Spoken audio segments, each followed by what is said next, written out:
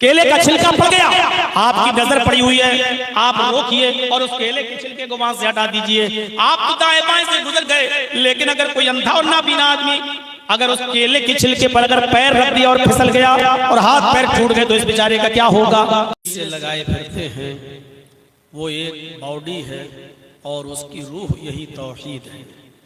अगर तौहीद को इस्लाम के अंदर से निकाल लिया जाए तो फिर डेड बॉडी रह जाती है। और हम अच्छी तरीके से जानते हैं कि डेड बॉडी की कोई कदर नहीं होती है। खुद हम और आप मुशाहिदा करते हैं और देखते हैं कि हम किसी की भी इज्जत और तौकीर सिर्फ उस वक्त तक करते हैं जब तक कि उसके अंदर रूह है, उसके अंदर जान है। और जैसे ही वो रूह उसके अंदर से निकली हम देखते हैं फिर ज्यादा देर उसको हम नहीं रखते, बल्कि खुद हमारे वालिदैन, हमारे आबा व अजदाद, हमारे बच्चे, हमारी बीवी, जब किसी का इंतकाल होता है तो हम उस बॉडी को भी ज्यादा देर अपने घर पे नहीं रखते, बल्कि 5-6 घंटे के बाद हम उसको जमीन के सुपुर्द कर देते हैं, कब्रिस्तान के हवाले कर देते हैं। क्योंकि जब रूह निकल गई तो डेड बॉडी की अब कोई हैसियत नहीं रही। तो हमारी जिंदगी से अगर तौहीद निकल जाए, हमारे इस्लाम से अगर तौहीद निकल जाए तो समझ लीजिएगा कि फिर कोई चीज बाकी नहीं रही। और जो इस्लाम बिना तौहीद के जिसको हम मान रहे हैं और जिस पर अमल कर रहे हैं वो इस्लाम है ही नहीं, वो डेड बॉडी है। जैसे डेड बॉडी की कदर नहीं की जाती, ऐसी अल्लाह रब्बुल आलमीन भी उस इस्लाम की कोई कदर नहीं करता है। अल्लाह की नजर में उस इस्लाम की कोई हैसियत बाकी नहीं रहती है जिस इस्लाम के अंदर तौहीद न हो। बड़ी खूबसूरत तकरीर आपने समाअत फरमाई। अल्लाह तबारक व तआला से दुआ है कि इलाहुल आलमीन हमारे और आपके दिलों में तौहीद कूट कूट के भर दे, हमें जब तक जिंदा रखे तौहीद पर कायम रखे, और जब हमारा खात्मा हो तो ईमान पर हमारा खात्मा फरमाए। मेरे प्यारे साथियों, मैंने खुतबे मसनूना के बाद कुरान की जिस आयत की तिलावत की है उस आयत के अंदर अल्लाह तबारक व तआला ने 2 चीजों का जिक्र किया है और फरमाया कि इल्लल्लज़ीना आमनू व अमिलुस्सालिहाति फलहुम अज्रुन गैरु ममनून। जो लोग ईमान लाए और जिन्होंने अमले सालिह की, जो ईमान लाए और जिन्होंने अमले सालिह किए उनके लिए ऐसा अज्र है अल्लाह तबारक व तआला के यहाँ जो कभी खत्म नहीं होगा। फलहुम अज्रुन गैरु ममनून, उनके लिए ऐसा अज्र है जो कभी खत्म नहीं होगा। ईमान की और अमले स्वालेह की एक अहमियत और हैसियत को बताया है अल्लाह तबारक व तआला ने कि जिनके अंदर ईमान है और अमले स्वालेह है तो इनके लिए अल्लाह तबारक व तआला के पास ऐसा अज्र है जो कभी खत्म नहीं होगा। और एक जगह अल्लाह तबारक व तआला ने फरमाया कि सारी दुनिया नुकसान में है, सारी कायनात खसारे में, जितने भी इंसानों को तुम देख रहे हो सारी इंसानियत सर ता पा, सर से लेकर पैरों तक नुकसान ही नुकसान में डूबी हुई है। इन्नल इंसान लफी खुस्र, पूरी इंसानियत को नुकसान में बताया है, लेकिन जिन लोगों को नुकसान से निकाला है और मुस्तस्ना किया है उनके बारे में अल्लाह तबारक व तआला ने फरमाया इल्लल्लज़ीना आमनू व अमिलुस्सालिहात, जो ईमान लाए और जिन्होंने स्वालिह और नेक अमल किए, व तवासौ बिल हक़, और जिन्होंने हक की वसीयत की, एक दूसरे को हक की तलकीन की, व तवासौ बिस सब्र, और हक बात बोलने में और हक बात कहने में जो परेशानियां, जो आफतें, जो मुसीबतें आई उन पर जो एक दूसरे को सब्र की तलकीन करते रहे, ये लोग नुकसान और खसारे में नहीं हैं। यहाँ पर भी अल्लाह तबारक व तआला ने जिन 4 चीजों का जिक्र किया है उनमें 2 चीजें ईमान और अमले स्वालिह भी बताई है कि इल्लल्लज़ीना आमनू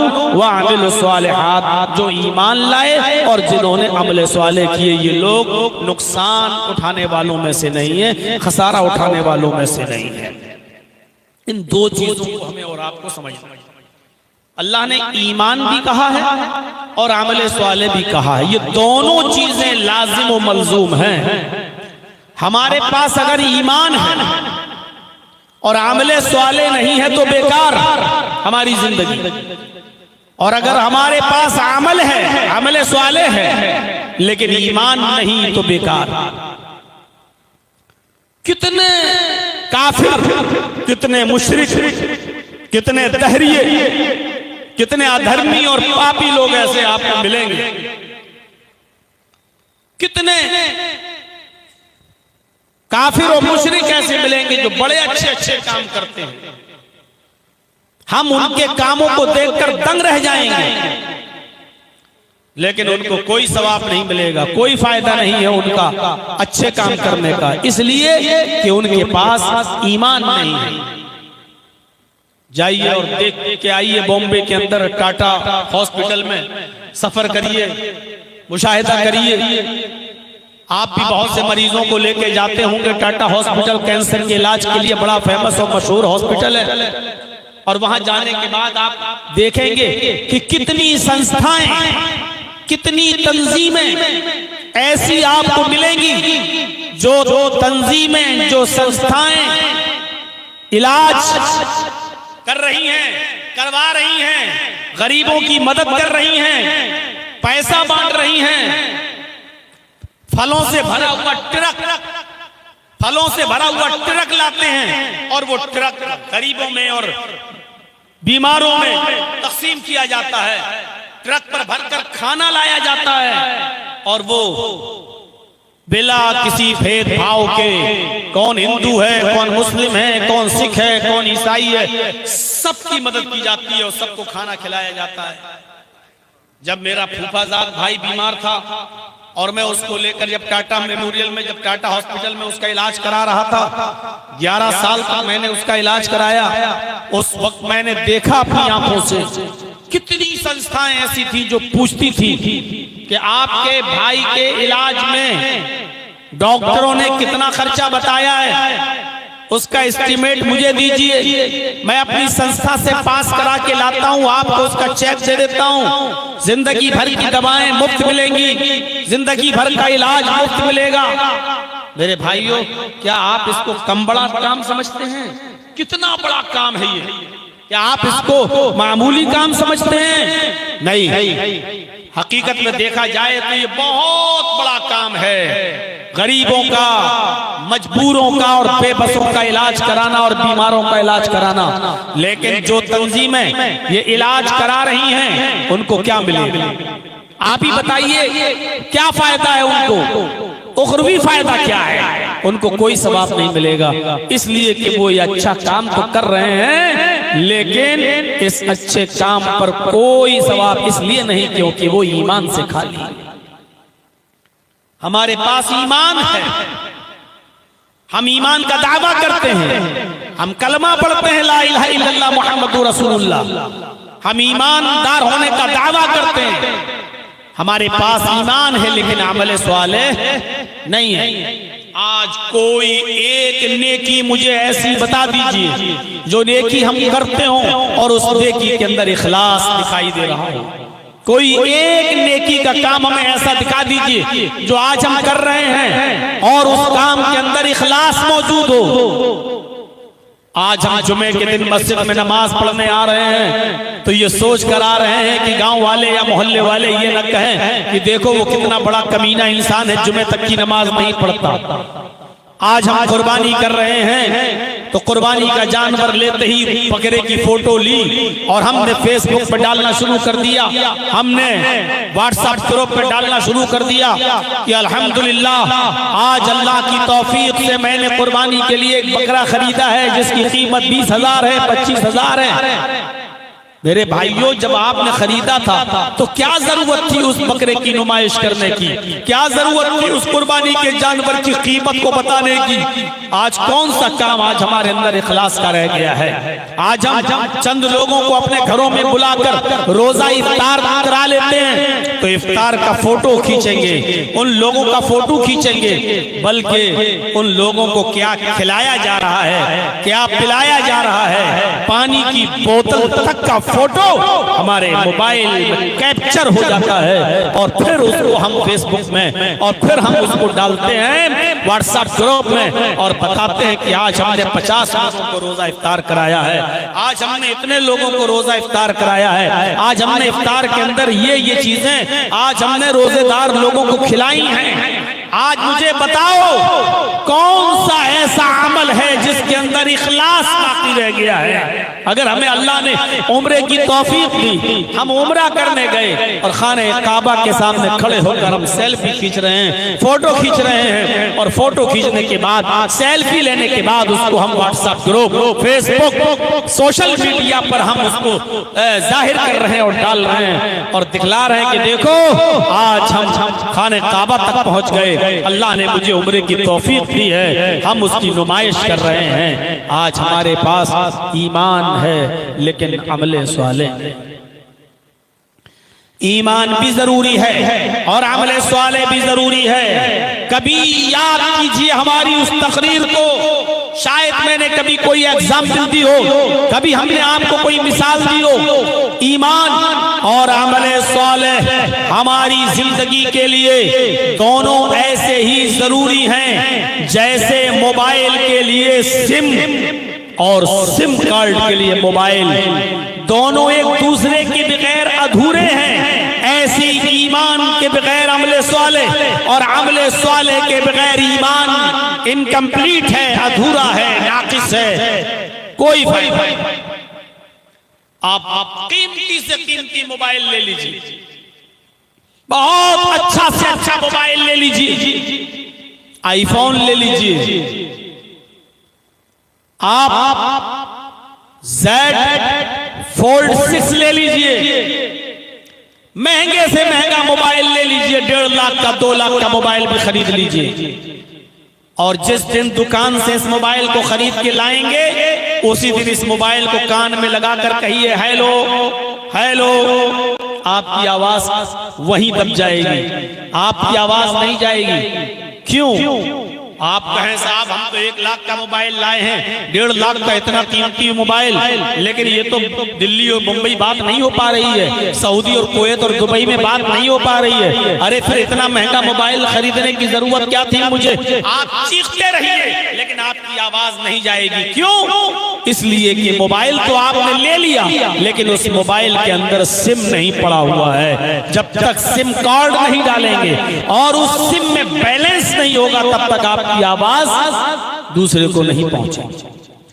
मोबाइल बहुत कीमती है आपका, लेकिन सिम नहीं पड़ा, मोबाइल बेकार। अब आप सिम ले लीजिए, जियो की ले लो, एयरटेल की ले लो, वोडा की ले लो, किसी भी अच्छी कंपनी की सिम ले लो और उस सिम में 10,000 रुपए का बैलेंस भी भर लो, 20,000 50,000 का बैलेंस भी डाल दो। अब उस सिम को कान में लगा के कहो हेलो हेलो, अरे भाई आपको मेरी आवाज आ रही? अरे मैं गुड्डा से बोल रहा हूं, अरे भाई मैं ललमटिया से बोल रहा हूं।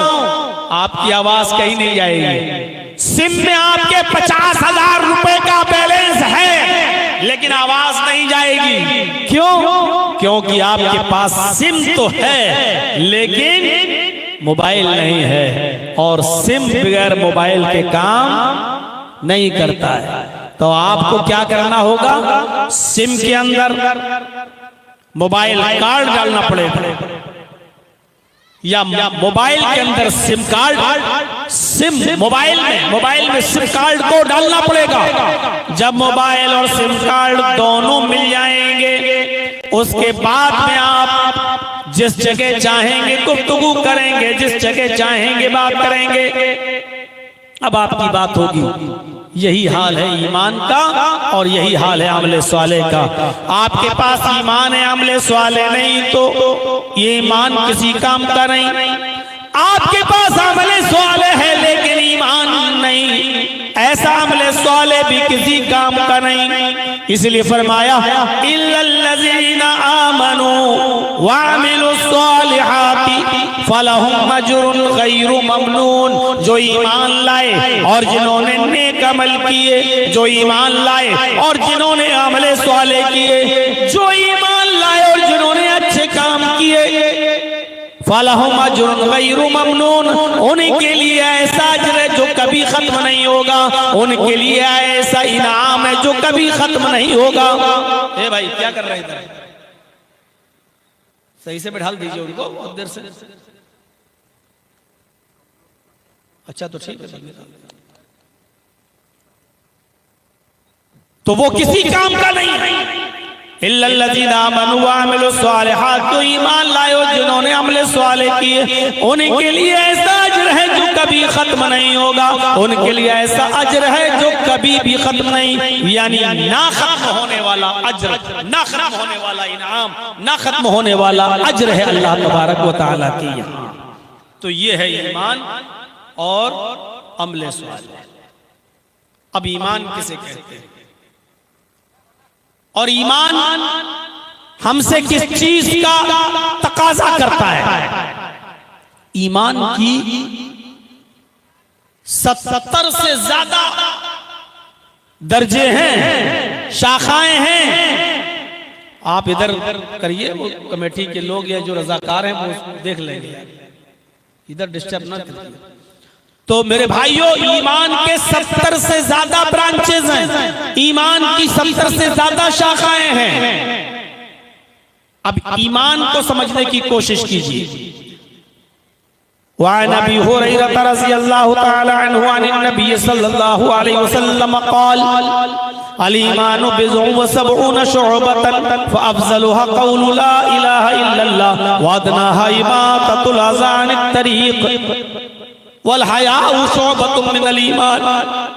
अबू हुरैरा फरमाते हैं कि नबी अकरम सल्लल्लाहु अलैहि वसल्लम ने फरमाया, अबू हुरैरा फरमाते हैं कि नबी अकरम सल्लल्लाहु अलैहि वसल्लम ने फरमाया, ईमान की 70 से ज्यादा शाखाएं हैं, ईमान की 70 से ज्यादा ब्रांचेस हैं। अरबी जबान में जब इस तरीके का जुमला बोला जाए, 50 से ज्यादा, 70 से ज्यादा, 90 से ज्यादा, तो इससे मुराद होती है कसरत। इससे ये मुराद लिया जाता है कि यहाँ गिनती मुराद नहीं है, यहाँ क्वांटिटी मुराद नहीं है, बल्कि यहाँ कसरत मुराद है।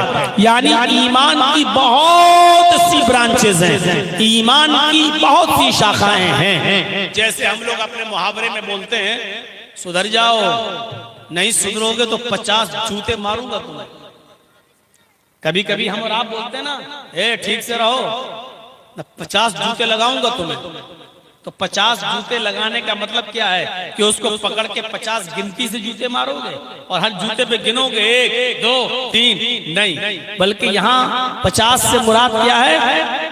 सही से, ढंग से, अच्छी तरीके से संभल जाओ, नहीं तो इतना मारूंगा कि याद रखोगे, यानी बहुत ज्यादा और सख्त सजा दूंगा तुम्हें। तो यहाँ पर भी अल्लाह के नबी ने यही फरमाया, अल ईमानु बिज़उन व सबऊन शुअबतन, ईमान की 70 से ज्यादा शाखाएं हैं, ईमान की 70 से ज्यादा ब्रांचेज हैं। हाँ, 3 चीजों का जिक्र कर दिया। बहुत सी चीजों को तो नहीं बता पाऊंगा, और ये छोटे से खुतबे में, छोटी सी तकरीर में ये सारी बातें बताई भी नहीं जा सकती हैं। इस हदीस के अंदर जो 3 चीजें बताई गई हैं, उन्हीं 3 चीजों पर आज मैं इशारा करूंगा। फरमाया 3 चीजें क्या हैं जो ईमान का शोबा है, ईमान की शाख है, ईमान की ब्रांच है। फरमाया फअफ़ज़लुहा क़ौलु ला इलाहा इल्लल्लाह, पहली और अफजल ब्रांच, पहली और सबसे अफजल ब्रांच, सबसे ज्यादा बेहतर ब्रांच क्या है? क़ौलु ला इलाहा इल्लल्लाह, इस बात की गवाही देना कि अल्लाह के अलावा कोई माबूद नहीं, ला इलाहा इल्लल्लाह का कहना। ये तो पहली ब्रांच हो गई और सबसे अफजल। वो अदनाहा इमाततुल अज़ा अनित तरीक़, और दूसरी चीज बताई सबसे कमतर दर्जे का ईमान यह है कि रास्ते से तकलीफ दे चीजों को हटा देना, रास्ते से तकलीफ दे चीजों को दूर कर देना, रास्ते से तकलीफ दे चीजों को खत्म कर देना, हटा देना। ये दूसरी चीज हो गई। रास्ते में कोई चीज नुकसानदेह पड़ी है, तकलीफ दे पड़ी है, केले का छिलका पड़ा है, कांटा पड़ा है, पत्थर पड़ा है, उसको रास्ते से हटा देना, ये भी ईमान का एक दर्जा है, ईमान का एक शोबा है। और उसके बाद अल्लाह के नबी सल्लल्लाहु अलैहि वसल्लम ने फरमाया वल हयाउ शुअबतुम मिनल ईमान, और हया भी ईमान का एक शोबा है। शर्म हया भी ईमान का एक शोबा है। ये तीन चीजों का जिक्र किया है इस हदीस के अंदर अल्लाह के नबी सल्लल्लाहु अलैहि वसल्लम ने। पहली चीज अफ़ज़लुहा क़ौलु ला इलाहा इल्लल्लाह, ला इलाहा इल्लल्लाह का अपनी जबान से कहना। ला इलाहा इल्लल्लाह पर तो तफसीली तकरीर आपने सुन ली। मुंबई से आए हुए खतीब फजीलत शेख इनायतुल्लाह अल मदनी हफिज़हुल्लाह से आपने बहुत अच्छी गुफ्तगू सुन ली। मैं मुकम्मल पूरी तकरीर ला इलाहा इल्लल्लाह पे नहीं करूंगा, बस इतना बता दूं कि ला इलाहा इल्लल्लाह ईमान का सबसे अफजल दर्जा है, सबसे आला दर्जा है, सबसे अफजल शोबा है ला इलाहा इल्लल्लाह का कहना। लेकिन ला इलाहा इल्लल्लाह सिर्फ जबान से कह देना काफी नहीं है। ला इलाहा इल्लल्लाह ये तो कोई बात ही नहीं रही, बस कह दिया ला इलाहा। अब हमने सपने देख रखे हैं कि बस बहुत कुछ हो गया। ला इलाहा इल्लल्लाह को उसके तकाजों के साथ पूरा करना। ला इलाहा इल्लल्लाह भी पढ़ते जाओ और मज़ारों पे चादरें भी चढ़ाते जाओ। ला इलाहा इल्लल्लाह पढ़ते जाओ, अपने गलों में ताबीज और गंडे भी पहनते जाओ। ला इलाहा इल्लल्लाह पढ़ते जाओ और बाबाओं की कब्रों पे चादरें भी चढ़ाते जाओ। ला इलाहा इल्लल्लाह कहते जाओ और बाबाओं की मज़ारों पे जाकर तेरे दर पे आया हूं तो झोला झोली भर के जाऊंगा, इस तरीके के शिरकिया नारे भी लगाते रहो। ला इलाहा इल्लल्लाह कहते रहो और मदद और हाजत दूसरों से मांगते रहो, पूरी करवाते रहो।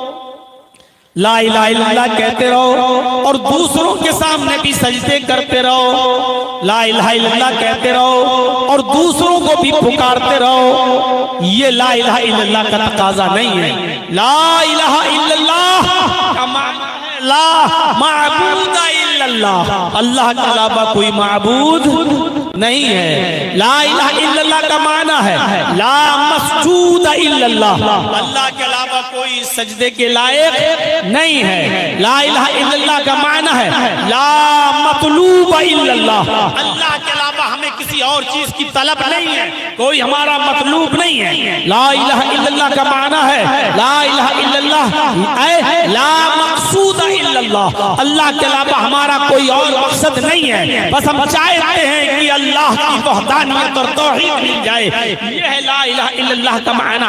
और ला इलाहा इल्लल्लाह का माना है ला इलाहा इल्लल्लाह का माना अल्लाह के अलावा हमारा किसी और के ऊपर कोई तवक्कुल और भरोसा नहीं है। क्या ला इलाहा इल्लल्लाह के तकाज़ों को हम पूरा करते हैं?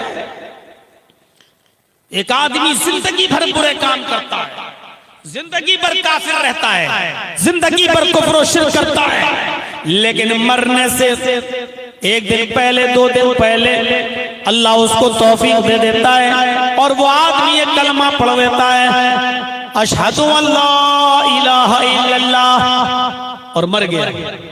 70 साल तक उसने कुफ्र किया, 70 साल तक उसने शिर्क किया, 70 साल तक उसने गुनाह किए, और मरने से पहले अल्लाह ने उसको तौफीक दे दी और उसने कलमा पढ़ लिया, अशहदु अल्ला इलाहा इल्लल्लाह, और उसके बाद वो मर गया, जन्नत का मुस्तहिक हो गया।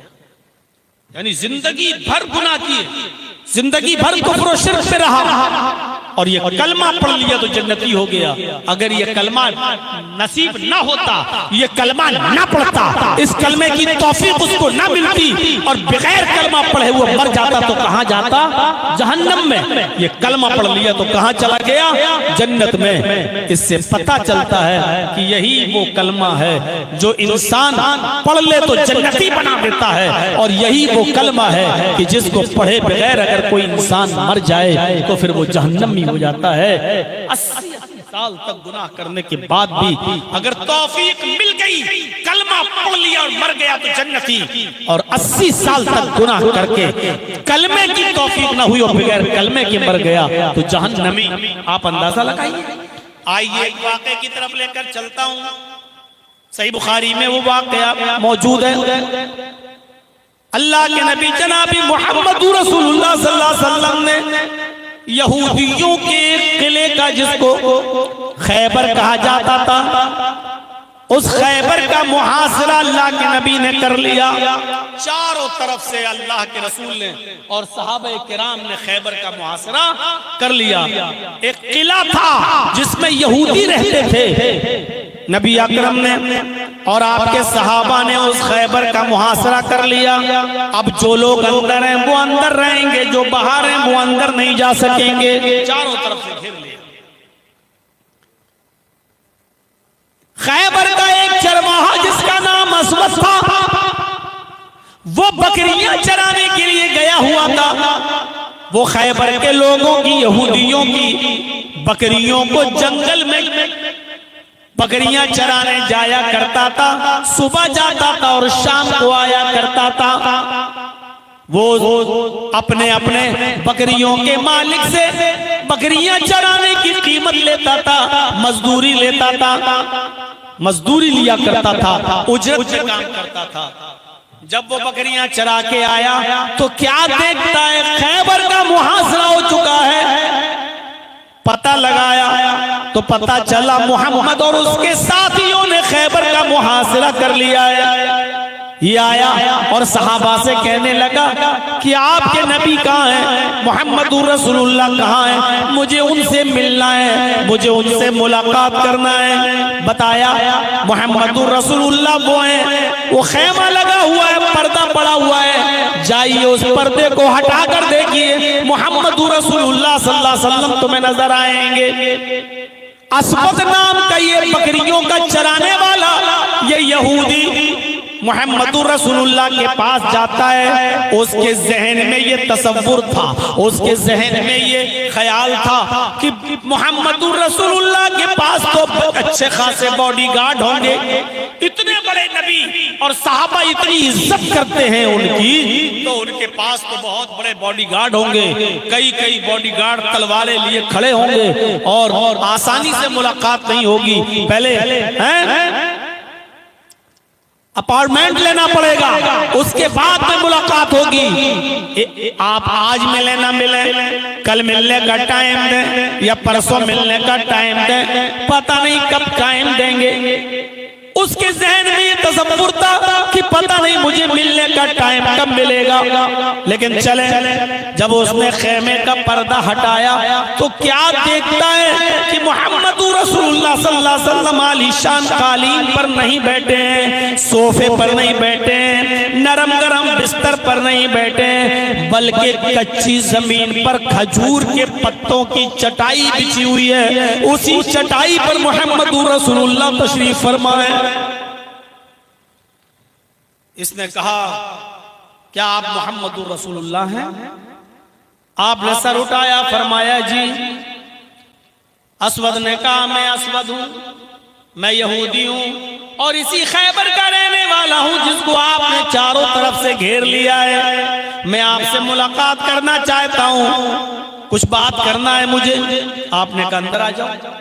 वो यहूदी अंदर चला गया, नबी अकरम सल्लल्लाहु अलैहि वसल्लम के पास बैठ गया। अल्लाह के नबी ने कहा बोलो क्या कहना चाहते हो? उसने कहा आप ये बताइए कि आपकी दावत क्या है, आपका पैगाम क्या है, आपकी तालीम क्या है, आप कौन सी तालीम देते हैं, आपकी दावत क्या है, आपका पैगाम क्या है? नबी अकरम सल्लल्लाहु अलैहि वसल्लम ने फरमाया मेरी तालीम बस यही है और बहुत छोटी सी तालीम है, बहुत छोटी सी मेरी दावत है और वो दावत यह है कि एक अल्लाह की इबादत करने वाले बन जाओ। कुल ला इलाहा इल्लल्लाह, सिर्फ एक अल्लाह की इबादत करो, इस बात का इकरार कर लो कि अल्लाह के अलावा कोई माबूद नहीं। असवद यहूदी था लेकिन जानता था कि मोहम्मद क्या कहलवाना चाह रहे हैं। वो जानता था कि ला इलाहा इल्लल्लाह कह दूंगा तो 360 बुतों को छोड़ना पड़ेगा। वो जानता था कि ला इलाहा इल्लल्लाह कह दूंगा तो लातो मनात को वक्त सुआ यऊक और नस्र को छोड़ना पड़ेगा। वो जानता था कि हमने अगर कलमा ये ला इलाहा इल्लल्लाह पढ़ लिया तो हमें अपने अपने नबियों को जो अल्लाह का बेटा मानते हैं, हजरत उज़ैर को, हमें अल्लाह के बेटे होने का इनकार करना पड़ेगा। वो जानता था कि ला इलाहा इल्लल्लाह कह देंगे तो हमें तमाम झूठे खुदाओं को छोड़ना पड़ेगा और एक अल्लाह की इबादत का मतलब एक अल्लाह से मांगना भी पड़ेगा, एक अल्लाह के सामने सर भी झुकाना पड़ेगा, एक अल्लाह के सामने सजदा भी करना पड़ेगा, एक अल्लाह को पुकारना भी पड़ेगा और एक अल्लाह की इबादत भी करना पड़ेगी। वो जानता था इस बात को, इसलिए उसने कहा, ऐ मोहम्मद इब्ने अब्दुल्ला, अगर आपकी दावत को मैं ना मानूं तो मेरा क्या होगा? आपने फरमाया मरोगे तो जहन्नम में जाओगे। उसने कहा, ऐ मोहम्मद इब्ने अब्दुल्ला, अगर आपकी तालीम आपकी दावत में कबूल कर लेता हूं तो क्या होगा? फरमाया, अगर तुमने मेरी दावत कबूल कर ली तो तुम जन्नत में जाओगे, यानी ला इलाहा इल्लल्लाह पढ़ लोगे तो इन्नल इस्लाम कान कबला, तो इस्लाम तुम्हारे सारे गुनाहों को माफ कर देगा। इस्लाम लाए सारे गुनाह तुम्हारे मिट जाएंगे और माफ हो जाएंगे। उसने कहा ठीक है, अपना हाथ बढ़ाइए। अल्लाह के नबी ने अपना हाथ बढ़ाया। उसने कहा, अशहदु अल्ला इलाहा इल्लल्लाह व अशहदु अन्ना मुहम्मदन अब्दुहु व रसूलुहु। ये कलमा पढ़ा, इस्लाम ले आया। कलमा पढ़ते ही इस्लाम लाया, मुसलमान हो गया। अब दूसरा सवाल देखिए, इस्लाम तो ले आया, कलमा तो पढ़ लिया ला इलाहा इल्लल्लाह, अब उसका दूसरा सवाल, ऐ मोहम्मदुर रसूलुल्लाह, ऐ अल्लाह के नबी, मुझे कोई काम बता दीजिए। अभी तक तो मैं यहूदी था और यहूदियों की बकरियां चराया करता था। ये बकरियां मेरे पास मौजूद हैं। आपने खैबर को घेर लिया है, ये बकरियां उनके मालिकों तक मैं कैसे पहुंचाऊंगा?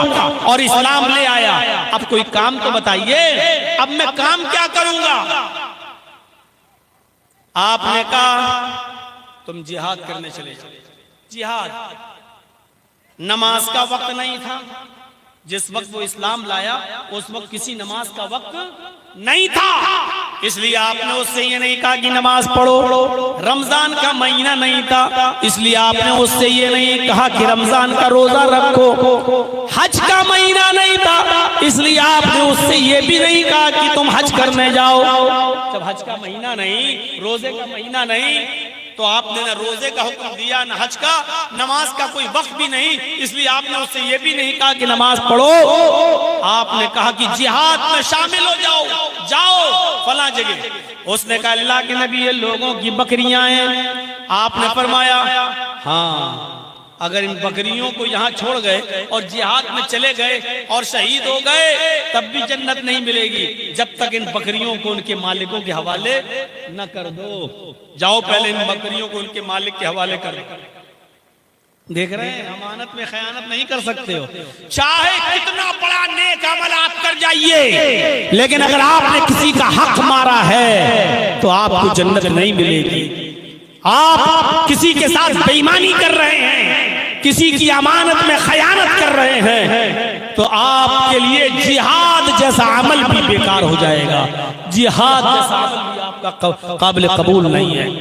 आपने कहा जिहाद में बाद में जाना, पहले लोगों की बकरियों को उनके मालिकों के हवाले कर दो। आपने कहा जाओ खैबर का थोड़ी देर के लिए दरवाजा खोल दो और ये आदमी अस्वद उस खैबर के अंदर दाखिल हो जाए और लोगों की बकरियों को लोगों के हवाले कर दे। उसने सहाबा से कहा कि बस इन बकरियों को मुझे दरवाजे तक पहुंचाना है, आप दरवाजा खोल दीजिए। जैसी दरवाजा खोला, बकरियां दरवाजे के अंदर दाखिल हो गई और वहां से वो अपने अपने घर चली गई, क्योंकि बकरियों को इतनी शनाख्त थी कि मेरा घर कौन सा है। बस दरवाजे तक बकरियों को छोड़ा और बकरियां अपने अपने मालिकों के घर चली गईं। उसके बाद असवद ने तलवार ली और मैदान जंग में चला गया। असवद ने तलवार उठाई और मैदान जंग में शामिल हो गया। फिर लड़ा, काफी लड़ा, इतना लड़ा कि 2-4 काफिरों को कत्ल भी किया, लेकिन ज्यादा देर मैदान जंग में न ठहर सका और फिर तलवार इसकी ऊपर चल गई, यानी असवद भी कत्ल कर दिए गए, असवद भी मारे गए, असवद भी शहीद हो गए। असवद की डेड बॉडी पड़ी है, असवद की लाश जमीन के ऊपर पड़ी है। सहाबा आके देख रहे हैं, जो लोग मैदान जंग में थे उनको पता ही नहीं ये कौन है, क्योंकि अभी इस्लाम लाया है, पता ही नहीं ये कौन है। अल्लाह के रसूल को बुलाया गया, आए अल्लाह के नबी इस लाश के साथ क्या सलूक करूं, हम तो इसको पहचानते नहीं कि ये कौन है। ये आया, हमारी तरफ से मुदाफियत किया, 2-3 काफिरों को मारा और फिर किसी की तलवार इसको भी लग गई और ये भी मारा गया। इस लाश का क्या करूं, हमें तो मालूम नहीं ये कौन है। आपने फरमाया ये असवद है, खैबर का यहूदी था, अभी थोड़ी ही देर पहले तो इस्लाम लाया, अभी तो मुसलमान हुआ और जंग में शरीक हो गया और कत्ल कर दिया गया, शहीद हो गया। ये पहला शख्स है, यहां गौर कीजिएगा, ये पहला शख्स है जिसने एक भी नेकी नहीं की, ये पहला शख्स है जिसने एक भी नमाज नहीं पढ़ी, ये पहला शख्स है जिसने एक भी रोजा नहीं रखा, ये पहला शख्स है जिसने एक भी हज नहीं किया। इस्लाम लाया, कलमा पढ़ा, जिहाद में शामिल हुआ और कत्ल कर दिया गया, मारा गया, शहीद हो गया। अल्लाह ने इसको जन्नत दे दी, यानी ये जन्नत का मुस्तहिक हो गया।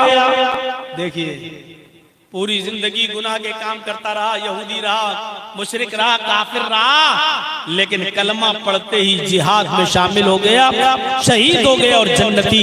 एक भी नमाज नहीं पढ़ी लेकिन जन्नती, एक भी रोजा नहीं रखा लेकिन जन्नती, एक भी हज नहीं किया लेकिन जन्नती। तो ला इलाहा इल्लल्लाह का माना समझ रहे हैं आप? ईमान का सबसे अफजल और आला दर्जा क्या है? ला इलाहा इल्लल्लाह कहना। इसने ला इलाहा इल्लल्लाह कह दिया और जन्नत का मुस्तहिक हो गया। आइए, एक 12 साल का बच्चा यहूदी का अल्लाह के रसूल की बात सुनता था, नबी की खिदमत करता था, नबी की सेवा करता था और नबी की बात सुनकर उसका दिल नबी की बातों पर आता था। वो चाहता था कि हम इस्लाम ले आए, लेकिन उसका बाप उसको डांट कर कहता था, बताऊं अभी तू मोहम्मद की बात मानेगा, तू मोहम्मद का कलमा पढ़ेगा, तू मोहम्मद पर ईमान लाएगा, मोहम्मद के रब पर ईमान लाएगा। अपने बाप का गुस्सा देखकर ये 12 साल का बच्चा डर जाता था और फिर बेचारा कुछ नहीं कर पाता था। आता था, नबी की बात सुनता था, नबी की खिदमत करता था और चला जाता था। एक दिन पता चला कि वो बीमार हो गया। अल्लाह के नबी ने कहा कई दिन से वो आया नहीं। फरमाया वो तो बीमार है। अल्लाह के नबी वो तो बीमार हो गया है। आपने फरमाया चलो मुझे उसके घर लेकर चलो। अल्लाह के रसूल उस 12 साल के यहूदी बच्चे के घर जाते हैं, दरवाजे को दस्तक देते हैं, दरवाजा खोला जाता है, यहूदी घर में अंदर आने की इजाजत देता है। अल्लाह के नबी उस छोटे से 12 साल के बच्चे के पास जाकर बैठ जाते हैं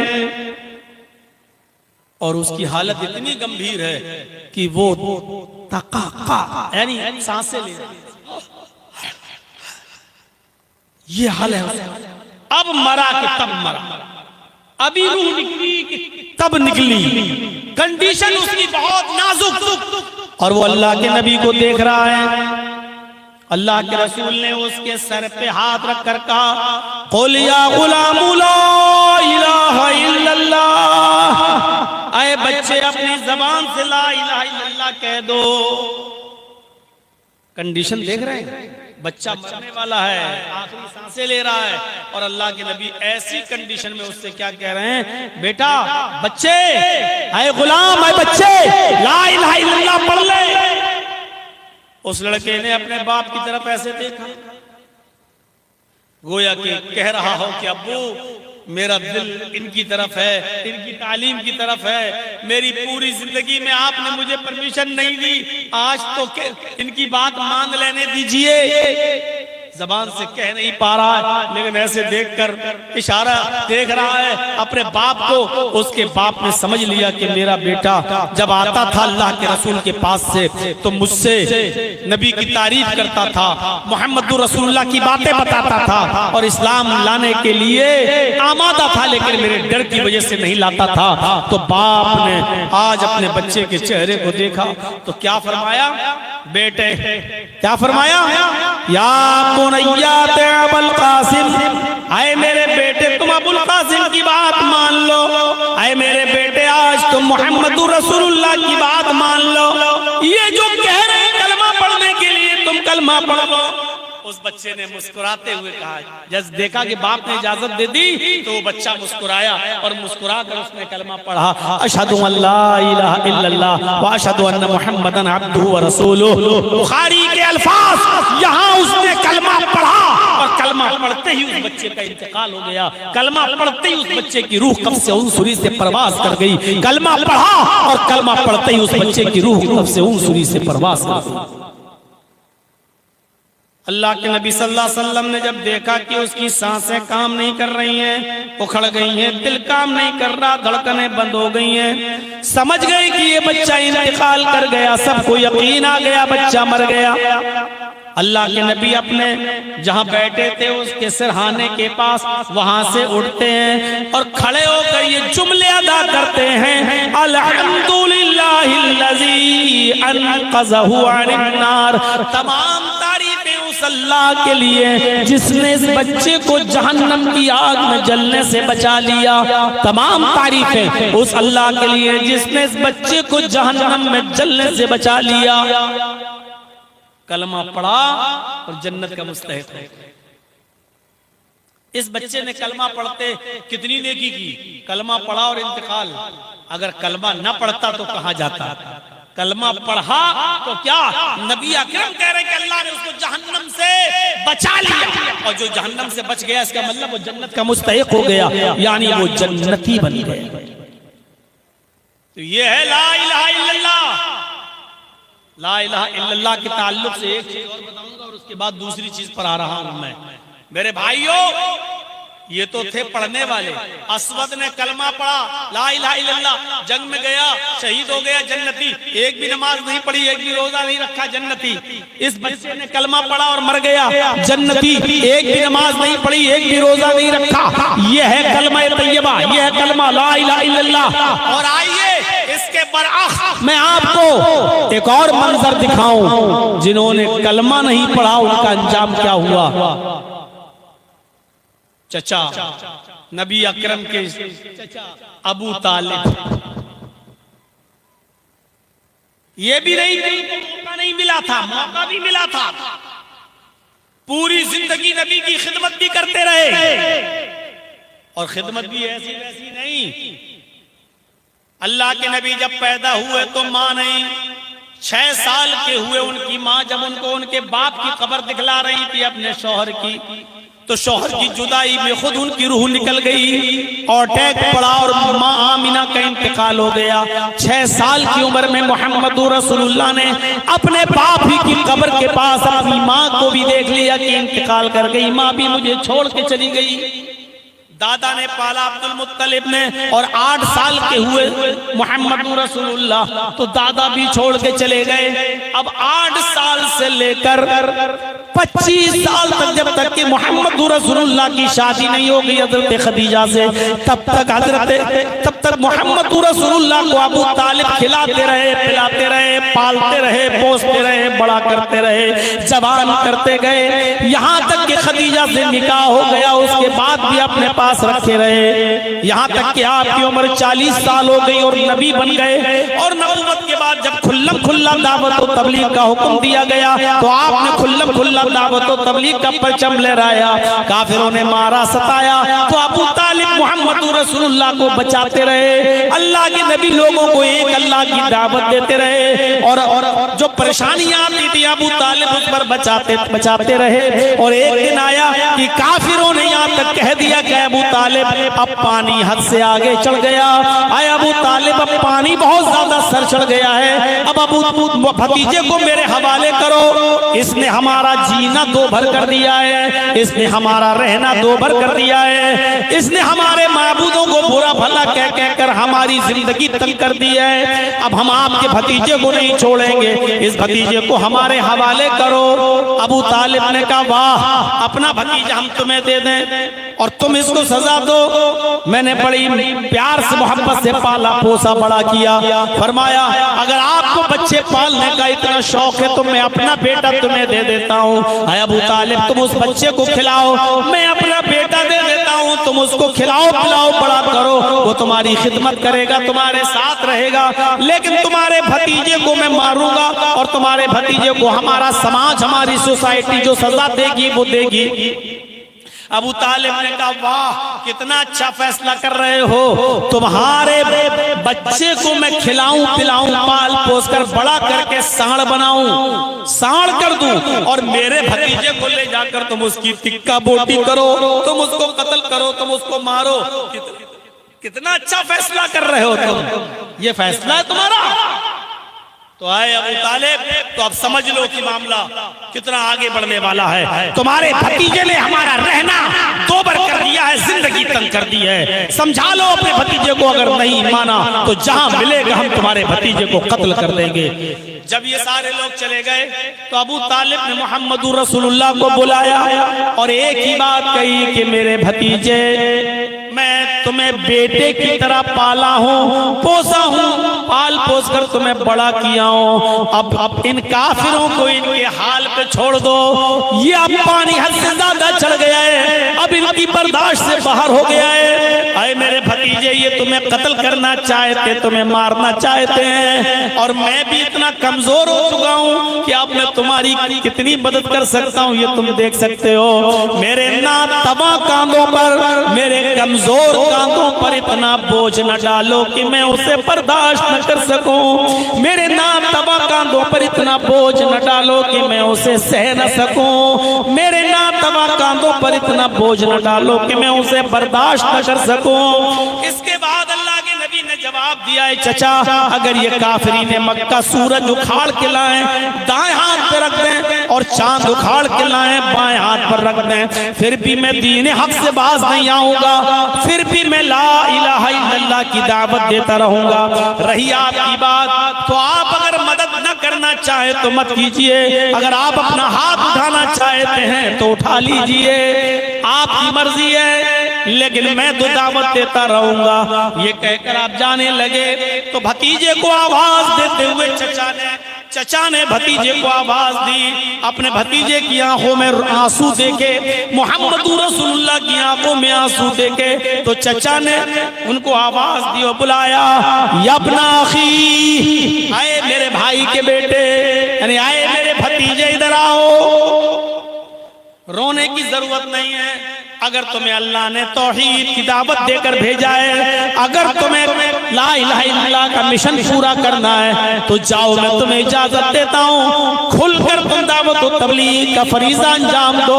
आए मेरे भतीजे, मेरी जिंदगी में कोई तुम्हारी ऊपर आंच नहीं आ सकती, मेरी जिंदगी में कोई भी तुम्हें टच नहीं कर सकता, मैं कमजोर हो गया हूँ, कोई बात नहीं, लेकिन अभी जिंदा हूँ, देखता हूँ कि मेरी जिंदगी में तुम्हारा कौन क्या करता है। जाओ तुम दावत का काम करो, तुम ला इलाहा इल्लल्लाह की दावत दो। इतनी मदद की थी चचा ने अबू तालिब ने, इतनी मदद। लेकिन जब अबू तालिब के मरने का वक्त आया, आखिरी वक्त है, बूढ़े हो चुके हैं, आखिरी सांसें ले रहे हैं, तो उस मौके पर अल्लाह के नबी सल्लल्लाहु अलैहि वसल्लम ने अपने चचा से कहा कुल या अम्मी ला इलाहा इल्लल्लाह, चचा ला इलाहा इल्लल्लाह कह दो।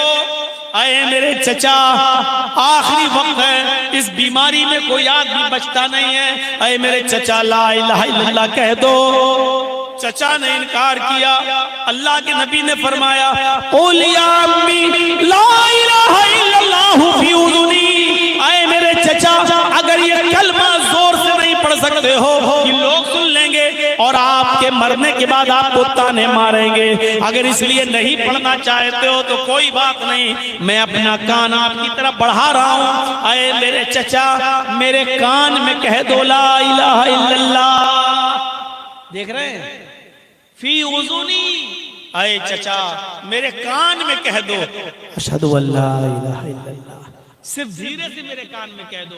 अगर धीरे से मेरे कान में कह दिया अशहदु अल्ला इलाहा इल्लल्लाह, कसम है उस जात की जिसके कब्जे में मेरी जान है, मैं अल्लाह के सामने गवाही दे दूंगा कि अल्लाह मरने से पहले मेरे चचा ने कलमा पढ़ा है, ला इलाहा इल्लल्लाह का इकरार किया है, तू मेरे चचा को बख्श दे, मैं बख्शवा लूंगा अल्लाह से, बस मेरे कान में कह दीजिए। लेकिन अबू तालिब ने क्या कहा, आए मेरे भतीजे, मैं आहिस्ता से और कान में भी ला इलाहा इल्लल्लाह नहीं पढ़ सकता।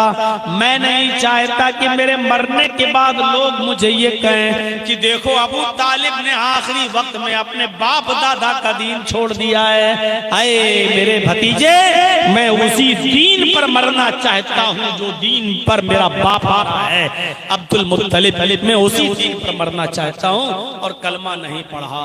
अबू तालिब का इंतकाल हो गया, अबू तालिब मर गए, लेकिन कलमा उनको नसीब नहीं हुआ।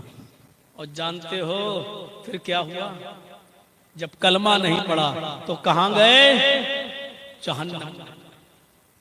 हमदर्दी और मोहब्बत के नाते नबी अकरम ने अल्लाह को पुकार कर कहा कि अल्लाह मेरे चचा को बख्श दे, अल्लाह मेरे चचा ने मेरी बहुत खिदमत की है, अल्लाह मेरे चचा ने मेरा कदम कदम पर साथ दिया।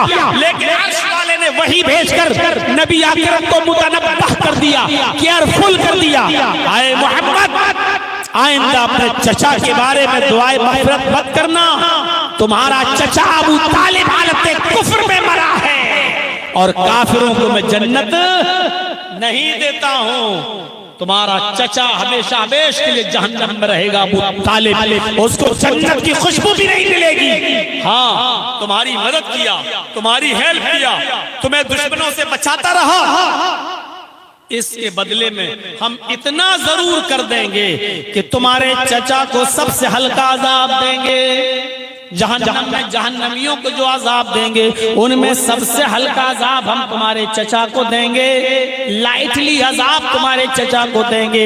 लेकिन तुम्हारे चचा को हम जन्नत नहीं देंगे, जहन्नम से नहीं निकालेंगे, जहन्नम में पड़ा रहेगा। अजाब हल्का देंगे लेकिन जहन्नम से नहीं निकालेंगे, हमेशा जहन्नम में रहेगा तुम्हारा चचा।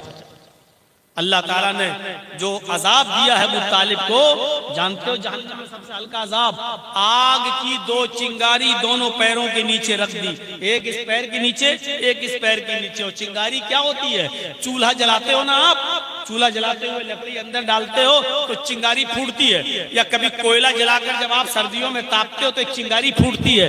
ये चिंगारी एक इस पैर के नीचे, एक इस पैर के नीचे, और इन दोनों चिंगारियों की वजह से हालत ये होगी, यगली मिनहुमा दिमागुहु, उनका दिमाग हांडी की तरह खौल रहा होगा। यगली मिनहुमा दिमागुहु, दिमाग हांडी की तरह खौल रहा, जैसे हांडी के ऊपर आप गर्म पानी रख दो उबलने के लिए, तो गर्म पानी जब जोश मारता है, बॉयल होता है, उबलता है, बबूले छोड़ता है, ऐसी आग के 2 चिंगारियों की वजह से दिमाग खौल रहा होगा, उबल रहा होगा, पक रहा होगा।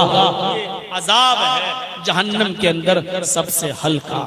तो मुझे बताने का मकसद ये है कि असवद ने कलमा पढ़ा, एक भी नमाज नहीं पढ़ी जन्नती। उस बच्चे ने कलमा पढ़ा, एक भी न नमाज पढ़ी न रोजा, लेकिन जन्नती। और अबू तालिब ने पूरी जिंदगी नबी की खिदमत की, नबी को बचाया, नबी की हौसला अफजाई की और नबी का साथ दिया, लेकिन मरने से पहले कलमा नहीं पढ़ा। अबू तालिब मेरे भाइयों, और हमेशा हमेशा के लिए जहन्नमी, उस जहन्नम से कभी नहीं निकाला जाएगा। ये है कलमा। अफजलुहा क़ौलु ला इलाहा इल्लल्लाह, अफजल कलमा, अफजल दर्जा ईमान का ला इलाहा इल्लल्लाह का कहना है, ला इलाहा इल्लल्लाह पढ़ना। और दूसरी चीज व अदनाहा इमाततुल अज़ानित तरीक़, दूसरी चीज रास्ते से तकलीफ दे चीज को हटा देना। वो अदना इमाततुल अज़ान तरीक़, रास्ते से तकलीफ दे चीज को दूर कर देना। बहुत बड़ी बात है ये भी ईमान का हिस्सा है। आज रास्ते में कितनी तकलीफ दे चीजें पड़ी रहती हैं, आप हटाते हैं। एक पत्थर पड़ा है, आपने गाड़ी पत्थर देखा दूर से, मोड़ ली, आगे निकल गए, 4 व्हीलर टर्न किया, आगे निकल गए। अरे जब नजर पड़ ही गई थी एक बड़ा पत्थर पड़ा है, तो आप साइड करके अपनी गाड़ी को रोकते, उस बड़े पत्थर को वहां से हटा देते, क्या बिगड़ जाता आपका। केले का छिलका पड़ गया, आपकी नजर पड़ी हुई है, आप रोकिए और उस केले के छिलके को वहां से हटा दीजिए। आप तो दाएं बाएं से गुजर गए, लेकिन अगर कोई अंधा और नाबीना आदमी अगर उस केले के छिलके पर अगर पैर रख दिया और फिसल गया और हाथ पैर टूट गए, तो इस बेचारे का क्या होगा। कम से कम उसकी हमदर्दी में आप केले के छिलके को फेंक देते। कांटा पड़ा हुआ है, आपकी नजर पड़ गई, अरे कोई छोटे बच्चे के पैर में चुभ सकता है, किसी बूढ़े आदमी के पैर में चुभ सकता है, कोई बूढ़ा आदमी केले के छिलके पर पैर रखकर फिसल सकता है, उसकी हड्डी टूट सकती है, और बुढ़ापे में हड्डी टूट जाए तो जल्दी जुड़ती भी नहीं है। ये तमाम चीजें अगर जहन में होती तो आप केले के छिलके को, पत्थर को, कांटे को, तकलीफ दे चीज को आप हटा सकते थे, लेकिन आपने तो देखा और गाड़ी को हल्का सा टर्न किया और आगे ले गए। केले का छिलका पड़ा रहा, पत्थर पड़ा रहा, कांटा पड़ा रहा। मेरे भाइयों, रास्ते से तकलीफ दे चीज को हटा देना भी ईमान का एक शोबा है, ईमान की एक ब्रांच है, ईमान का एक दर्जा रखता है अपने अंदर। आपको ऐसा करना पड़ेगा। और एक मसला याद रखिएगा, रास्ते से तकलीफ दे चीज को हटाना अगर सवाब है, रास्ते से तकलीफ दे चीज को हटाना अगर सवाब है, तो रास्ते में जानबूझकर तकलीफ दे चीजों को डालना गुनाह भी है। केला खाया, छिलका लिया, वो फेंक दिया। कोई फल खाया, खाने के बाद उसका कांटा वो फेंक दिया। इसी तरीके से रास्ता जो लोगों के गुजरने का है, चलने फिरने का है, गए और नाक ली, झाड़ दिया, वहां बलगम आया, वहां जो लोगों के आने जाने का रास्ता है, जो लोगों की गुजरगाह है, वहां ना लेटरिन की जा सकती है, वहां ना नाक झाड़ी जा सकती है, वहां ना बलगम फूका जा सकता है, वहां ना जा सकता है, वहां ना पत्थर फेंका जा सकता है। अपने घर में झाड़ू लगाकर कूड़ा इकट्ठा करके घर के बाहर आम गुजरगाह पर नहीं डाला जा सकता है। ये लोगों को तकलीफ देने के जिम्मे में आता है, लोगों को तकलीफ देने के जुमरे में आता है।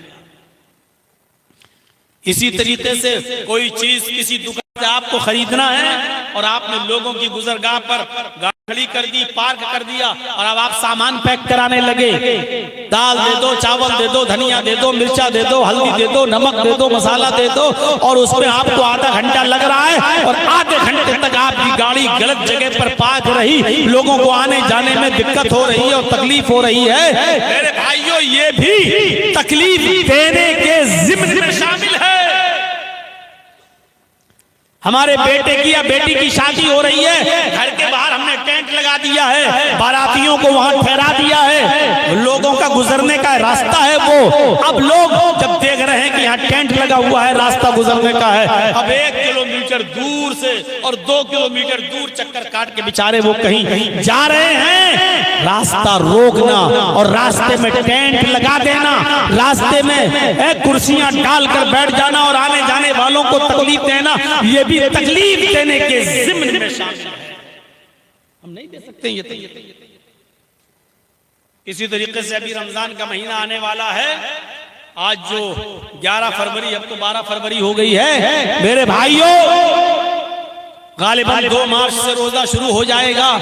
20 दिन, 22, 18 दिन बस बाकी रह गए हैं रमजान का महीना शुरू होने में। बहुत सी जगहों पर आप देखेंगे, हमें आपके इलाके में नहीं मालूम, लेकिन हम लोगों के इलाके में आइए, रात के 2 बजे माइक पकड़ लिया जाएगा और उसमें चीख चीख कर कहा जाएगा, रोजेदार भाइयों उठिए, मेरी माँ बहनें उठें, सहरी बनाएं, सहरी पकाएं, रोजेदार भाइयों उठिए और सहरी कीजिए। रोजा खत्म होने में, सहरी सहरी का टाइम खत्म होने में इतनी देर बाकी है, एक दो बार बोलकर फिर उसमें नज़में पढ़ी जाएंगी, उसमें हमदें पढ़ी जाएंगी, नातें पढ़ी जाएंगी और माइक पर ऐसा शोर, ऐसा हंगामा होगा कि सबकी नींद में डिस्टर्ब होगा। मेरे भाइयों, आपको ये अथॉरिटी, ये पावर किसने दिया है कि आप रात में माइक पकड़ के चीखें और चिल्लाएं और लोगों को आवाज दे देकर उठाएं? कौन सी हदीस में आया है कि रोजा रखने वालों को रोजे के लिए उठाना सवाब है? कहां है? अगर रमजान के महीने में रोजेदारों को उठाना सवाब होता